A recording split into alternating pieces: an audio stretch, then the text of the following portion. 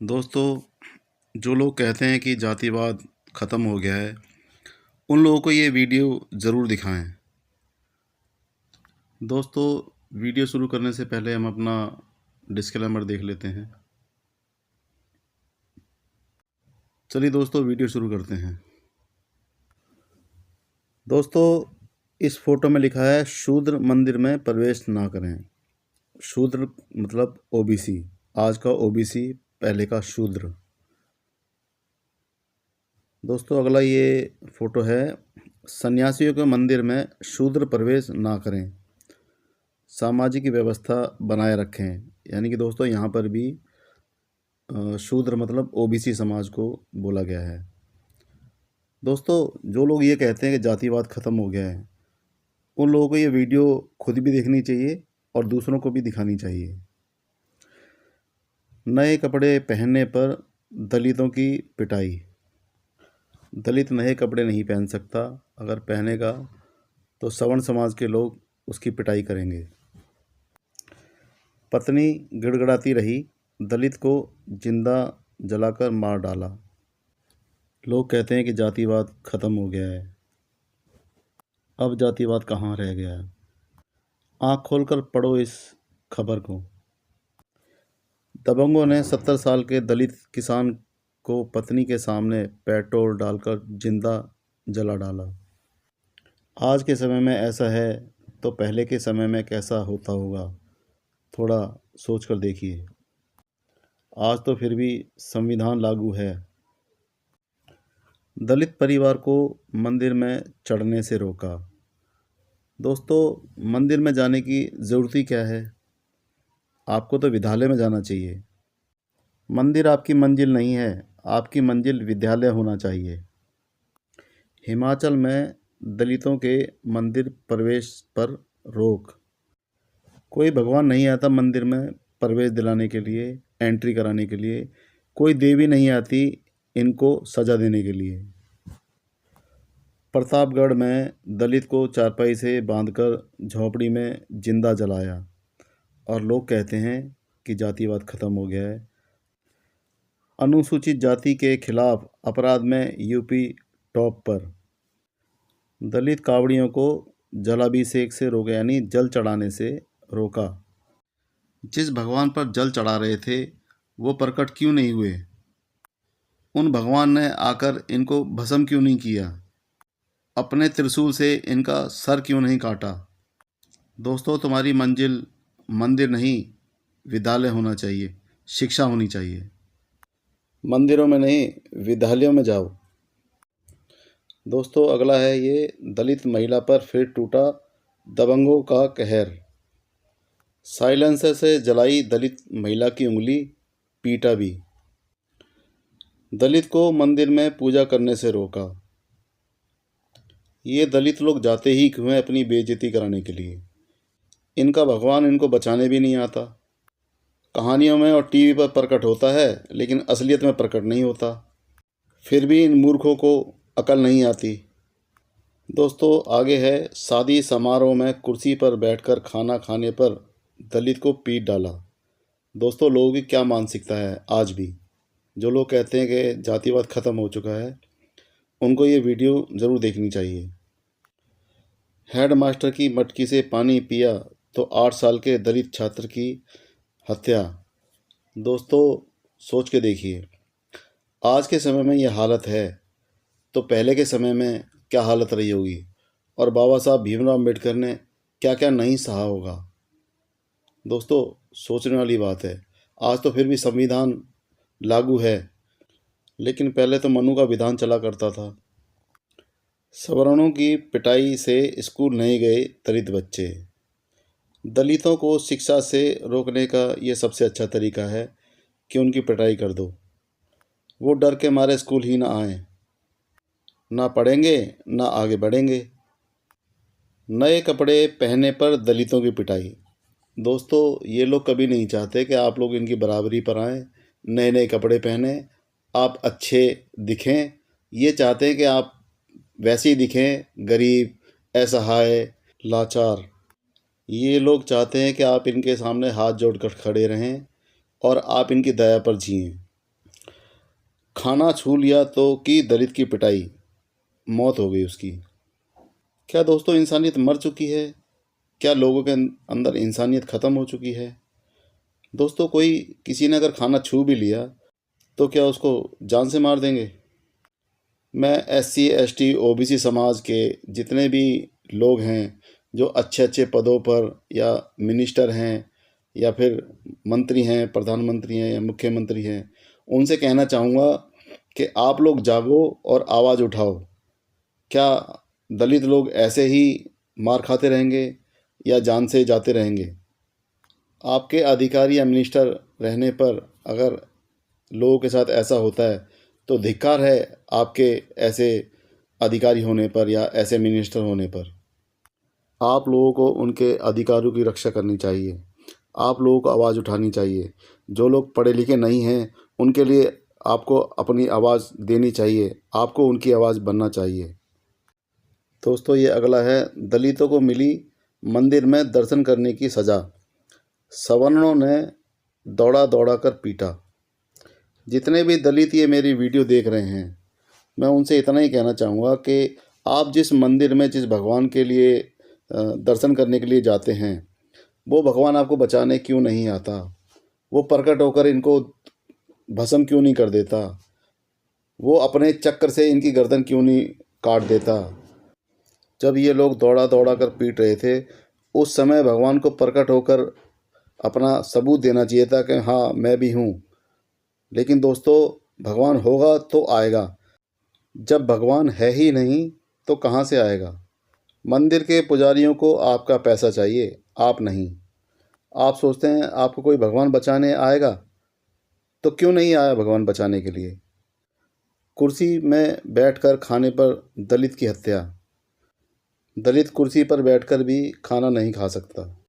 ये SC ST OBC समाज के जितने भी IAS IPS लोग हैं, अधिकारी हैं, उनको समझने की ज़रूरत है। और मानवतावादी जो भी लोग हैं उनको समझने की ज़रूरत है। दलित युवक को बेरहमी से पीटा, जय श्री राम बुलवाया।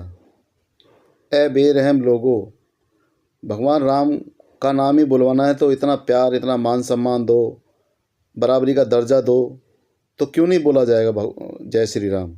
ज़रूर बोला जाएगा, लेकिन उतना मान सम्मान तो दो, उतना प्यार तो दो। ज़बरदस्ती तो कोई भी किसी से कुछ भी कहलवा ले, मजबूर इंसान तो बोल ही देगा। थोड़ी शर्म करो।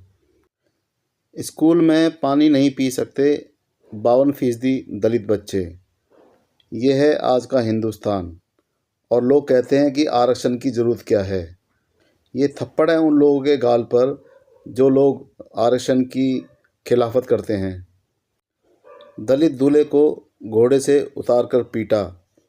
पता नहीं लोग किस मुंह से कह देते हैं कि जातिवाद ख़त्म हो गया है, अब आरक्षण की ज़रूरत नहीं है, अब आरक्षण ख़त्म होना चाहिए। जिस दिन लोगों को समानता का अधिकार मिल गया उस दिन आरक्षण की ज़रूरत ही नहीं होगी। कथा में बैठने पर दलितों को पीटा, फायरिंग। ऐसी कथा में बैठने से क्या फ़ायदा जहाँ पर तुम्हारा भगवान तुम्हें बचाने भी नहीं आ सकता। वो तुम्हारा काल्पनिक भगवान कभी तुम्हें बचाने नहीं आएगा। कल्पनाओं में नहीं, सच्चाई में जीना सीखो।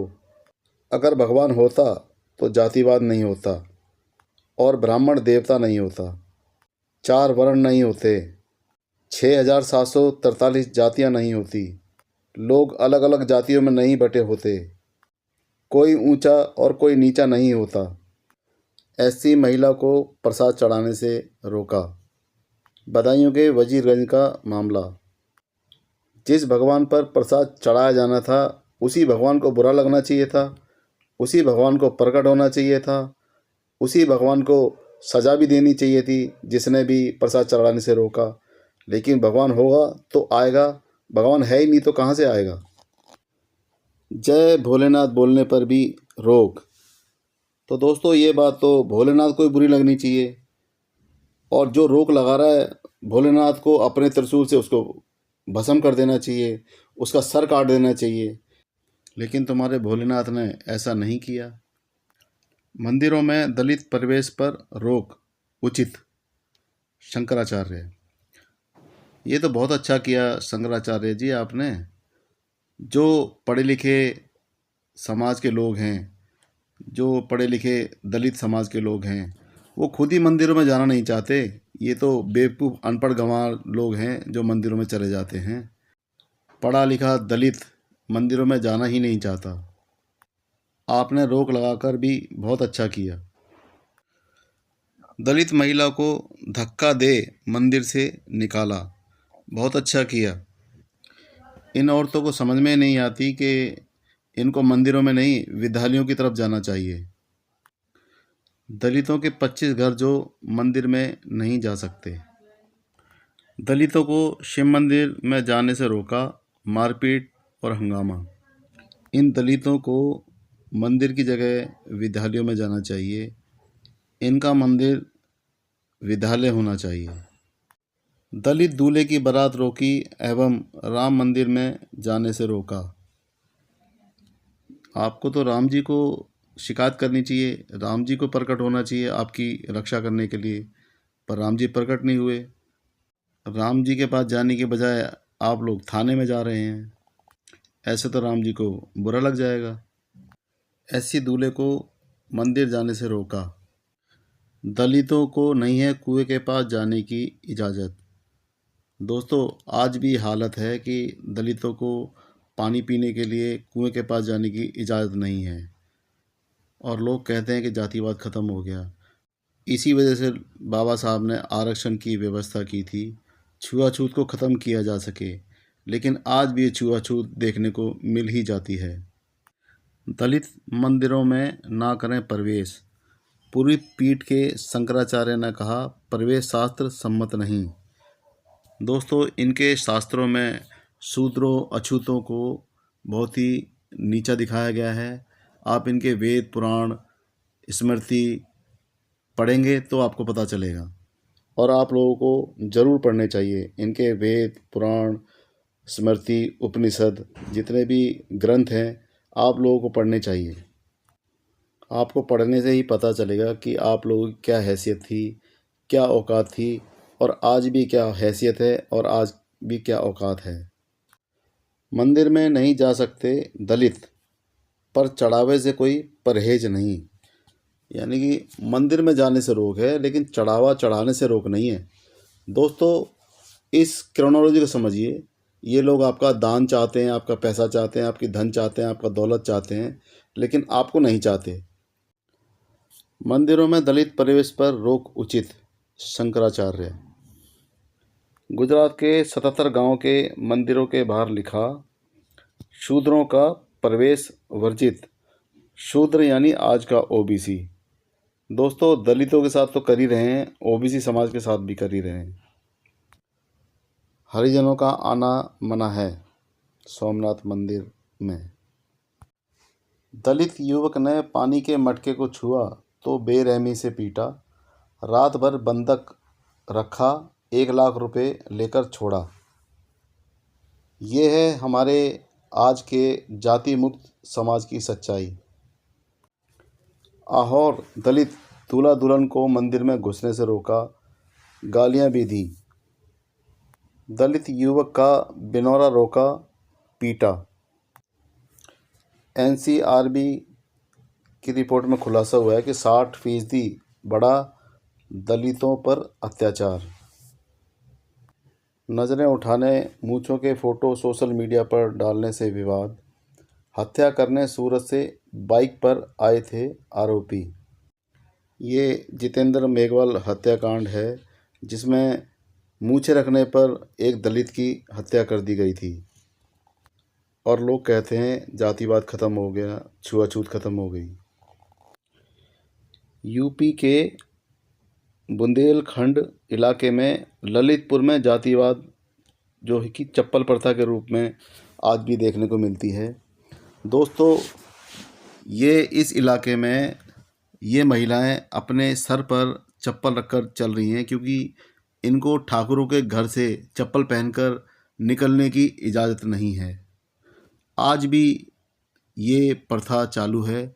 आप बुंदेलखंड के ललितपुर में इसकी पड़ताल कर सकते हैं। तो दोस्तों, देखा आपने कैसे दलितों के साथ, अछूतों के साथ, शूद्रों के साथ आज भी अत्याचार हो रहे हैं और लोग कहते हैं कि जातिवाद छुआछूत ख़त्म हो चुका है। दोस्तों, इन खबरों को दिखाने का हमारा मकसद केवल इतना है कि हम लोगों को जागृत कर सकें, लोगों को जागरूक बना सकें। जो लोग ये कहते हैं आज कि जातिवाद ख़त्म हो चुका है, छुआछूत ख़त्म हो चुकी है या अत्याचार नहीं होता है, तो दोस्तों उनकी आंखें खोलना ही हमारा मकसद है। आज भी आप देख सकते हैं कि किस तरीके से मतलब दलितों के साथ, अछूतों के साथ, शूद्रों के साथ आज भी वैसा ही जानवरों जैसा व्यवहार किया जाता है। उसी तरीके से मतलब कभी मंदिर में घुसने नहीं दिया जाता, कभी मंदिर से बाहर निकाल दिया जाता है, कभी दलितों को घोड़ी पर नहीं चढ़ने दिया जाता, या किसी दलित की मूंछें रखने पर हत्या कर दी जाती है, या कोई दलित कुएं पर पानी भरने जाता है तो उसको पानी भरने से रोक दिया जाता है। तो दोस्तों, समाज में आज भी छुआछूत बड़े पैमाने पर फैली हुई है और ये गांव देहातों में बहुत ज़्यादा है जहां पर कानून व्यवस्था चरमराई हुई है। तो दोस्तों, मैं इस वीडियो के माध्यम से मैं उन लोगों से अपील करना चाहूँगा, उन लोगों से विनती करना चाहूँगा जो लोग बड़े बड़े पदों पर आसीन हैं, बड़े बड़े पदों पर बैठे हुए हैं और उनके अंदर मानवता है, या फिर जो लोग दलित समाज से आते हैं, ओबीसी समाज से आते हैं, एससी समाज से आते हैं, एसटी समाज से आते हैं और वो बड़े बड़े पदों पर आसीन हैं, बड़े बड़े मंत्री बने हुए हैं, एमपी बने हुए हैं, एमएलए बने हुए हैं और वो लोग आवाज़ उठा सकते हैं।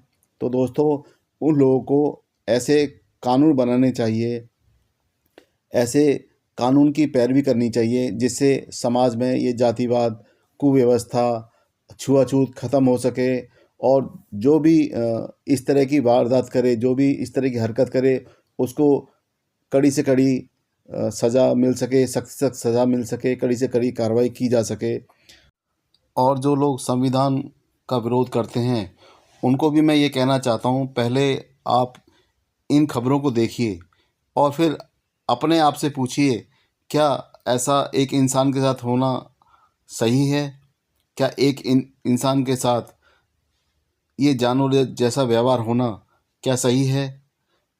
और आप सोच के देखिए, ये आज नहीं, ये सदियों से, हजारों सालों से होता हुआ चला आ रहा है।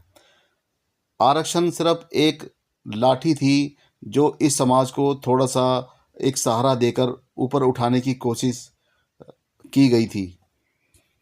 दोस्तों, आरक्षण कोई भीख नहीं, ना कोई उन्मूलन अभियान है।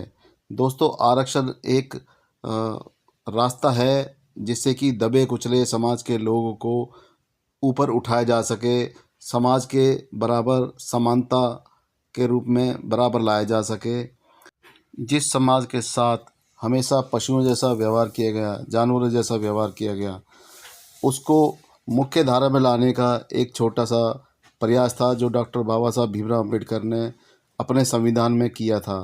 उन्होंने सभी समुदाय के लोगों के साथ न्याय किया। उन्होंने हर वर्ग के लोगों को आरक्षण दिया जिसमें एससी, एसटी, ओबीसी समाज के लोग आते हैं। लेकिन दोस्तों, अगर मैं सवर्ण समाज की बात करूं तो सवर्ण समाज ने ये सब नहीं झेला जो शूद्रों ने, अछूतों ने झेला है। आप उनके दर्द का अंदाज़ा भी नहीं लगा सकते क्योंकि आप लोगों ने वो झेला नहीं है। जिसने झेला है उसी को पता है। जिसको दर्द होता है वही जानता है कि उसको कितना दर्द हो रहा है। आप लोग सिर्फ दूर से देख सकते हैं, लेकिन जिन्होंने झेला है उन्हीं को इसका पता है कि उसका एहसास कैसा होता है। दोस्तों, बस आप ये खबरें पढ़ सकते हैं, आप देख सकते हैं, लेकिन उसका अंदाज़ा नहीं लगा सकते क्योंकि इन लोगों की पीढ़ियाँ बर्बाद हो चुकी हैं। इन लोगों की पीढ़ियाँ ख़त्म हो चुकी हैं। सिर्फ इन लोगों का शारीरिक शोषण हुआ, मानसिक शोषण हुआ और दोस्तों इनका शैक्षिक शोषण भी हुआ। अगर आपके अंदर थोड़ी सी भी मानवता है तो आप इस बात पर ज़रूर ध्यान देंगे, ज़रूर सोचेंगे। दोस्तों, मानवता से बढ़कर कोई धर्म नहीं है, इंसानियत से बढ़कर कोई धर्म नहीं है। अगर आपके अंदर थोड़ी सी भी इंसानियत, मानवता है तो आप इस बात पर ज़रूर गौर करेंगे कि जो भी होता है वो गलत होता है। छुआछूत बहुत ही गलत है, हमारे देश का कोड है, हमारे देश की ऐसी बीमारी है जो पूरे समाज को दूषित कर रही है। तो दोस्तों, ये बीमारी हमारे समाज में नहीं होनी चाहिए। हमारे समाज से जातिवाद, छुआछूत ख़त्म होना चाहिए। और जो लोग भी ऐसा करते हैं, मैं मानवतावादी लोगों से बोलना चाहूँगा, वो चाहे वो किसी भी समाज से आते हों, चाहे वो एससी समाज से आते हों, एसटी समाज से आते हों, या फिर वो सवर्ण समाज से आते हों। क्योंकि मैं कुछ ऐसे मानवतावादी सवर्ण समाज के लोगों को जानता हूँ जो जातिवाद के खिलाफ बात करते हैं। तो मैं ऐसे ही मानवतावादी लोगों से निवेदन करूँगा कि वो आगे आए और ऐसे मनुवादी सोच के लोगों को जवाब दें।